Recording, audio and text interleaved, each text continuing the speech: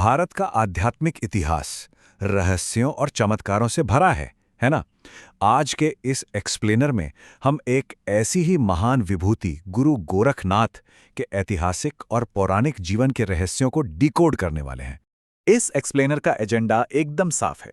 पहले हम देखेंगे महान नाथ योगी का स्वरूप, फिर उनके ऐतिहासिक कालक्रम को सुलझाएंगे, उनके साहित्य को समझेंगे, चारों युगों में उनकी उपस्थिति की बात करेंगे और अंत में जानेंगे उनकी स्थायी सांस्कृतिक विरासत के बारे में।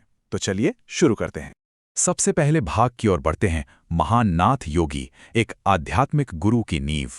हम सब ने हठ योग का नाम तो सुना ही है, लेकिन क्या आपको पता है कि गुरु गोरखनाथ जी ने ही इसके शारीरिक और आध्यात्मिक अभ्यास को पूरे भारत में मशहूर किया था? वो नाथ संप्रदाय के एक बेहद श्रद्धेय संत थे। ये तपस्वियों की एक ऐसी शैव परंपरा है जो सीधे भगवान शिव से जुड़ी है। इस परंपरा में गुरु और शिष्य का रिश्ता सबसे अहम होता है। इसे ऐसे समझिए, जहां महान गुरु मत्स्येंद्रनाथ जी ने इस परंपरा की शुरुआत की थी, वही उनके शिष्य यानी गोरखनाथ जी ने इन शिक्षाओं को एक स्ट्रक्चर दिया और इसे जन जन तक पहुंचाया। गुरु ने रास्ता दिखाया और शिष्य ने उस रास्ते को एक पक्की सड़क बना दी। खैर, उनकी आध्यात्मिक भूमिका तो स्पष्ट है। अब आते हैं हमारे दूसरे भाग पर, ऐतिहासिक कालक्रम को सुलझाना, जो विद्वानों के लिए किसी जासूसी रहस्य से कम नहीं रहा है।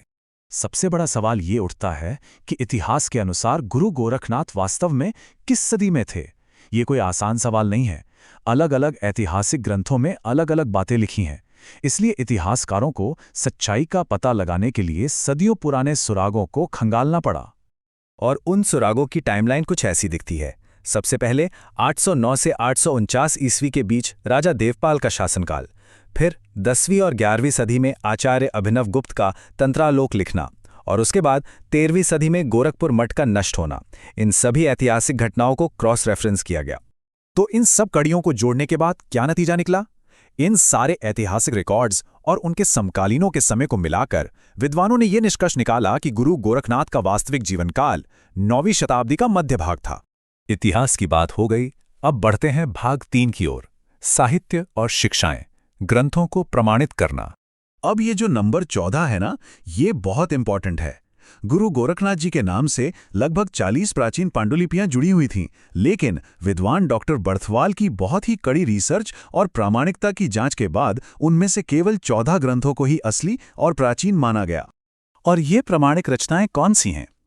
इनमें सब्दी, पद, प्राण सांखली, शिष्य दर्शन, आत्मबोध, मछेंद्र गोरख बोध और ज्ञान तिलक जैसे प्रमुख ग्रंथ शामिल हैं।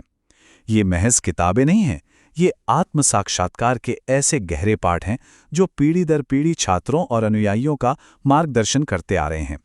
इतिहास और साहित्य की पक्की जमीन से निकलकर अब हम एक बहुत ही रोचक दुनिया में कदम रख रहे हैं। भाग 4, सभी युगों में उपस्थिति, एक पौराणिक विरासत। इतिहासकारों ने तो उन्हें 9वीं शताब्दी में रख दिया, लेकिन हमारी प्राचीन किंवदंतियां क्या कहती हैं? ये बड़ा ही दिलचस्प कॉन्ट्रास्ट है। कैसे एक गुरु जो 9वीं सदी का है, वो प्राचीन पौराणिक युगों में भी एक साथ मौजूद रह सकता है? पौराणिक कथाओं में आपको कई चमत्कारिक कहानियां मिलेंगी। त्रेता युग में जब भगवान राम का राज्याभिषेक हो रहा था, तो गुरु गोरखनाथ वहां एक अतिथि के रूप में मौजूद थे। फिर द्वापर युग में जूनागढ़ में तपस्या के बाद वे भगवान कृष्ण के विवाह में शामिल हुए, और कलयुग में भी उनकी मौजूदगी दर्ज है, जहां वे चित्तौड़ के पास एक जंगल में मिले थे। कलयुग की कहानी तो और भी कमाल की है। किंवदंती है कि गुरु गोरखनाथ ने युवा राजकुमार बप्पा रावल को एक चमत्कारी तलवार का आशीर्वाद दिया था, और इसी तलवार की मदद से बप्पा रावल ने अपने दुश्मनों को हराया और चित्तौड़ के महान राज्य की नींव रखी। यहां आध्यात्म और सांसारिक इतिहास का बहुत ही अनोखा मेल देखने को मिलता है। अब हम अपने अंतिम सेक्शन की ओर बढ़ते हैं। भाग 5, स्थायी सांस्कृतिक विरासत, ग्रंथों से लेकर क्षेत्रों तक। उनका प्रभाव सिर्फ पुरानी किताबों या कहानियों तक सीमित नहीं है। आज भी पूरे दक्षिण एशिया के नक्शे पर उनकी छाप है। उत्तर प्रदेश का गोरखपुर, नेपाल का गोरखा जिला, राजस्थान की गोगामेड़ी और गुजरात का वेरावल, इन सभी जगहों के नाम और पहचान सीधे तौर पर गुरु गोरखनाथ की विरासत से जुड़े हैं। और इस सांस्कृतिक श्रद्धा आज भी उतनी ही जीवित है। उदाहरण के लिए नेपाल के गोरखा जिले में एक पवित्र गुफा है, जहां उनके पैरों के निशान माने जाते हैं। वहाँ आज भी हर साल रोठ महोत्सव बड़े ही धूमधाम से मनाया जाता है, जो उनकी अमर उपस्थिति का जश्न है। तो इस एक्सप्लेनर को खत्म करते हुए एक सवाल पर विचार करते हैं। कैसे एक शिक्षक जिसे इतिहास 9वीं शताब्दी का मानता है, वो समय की सारी सीमाओं को पार कर जाता है।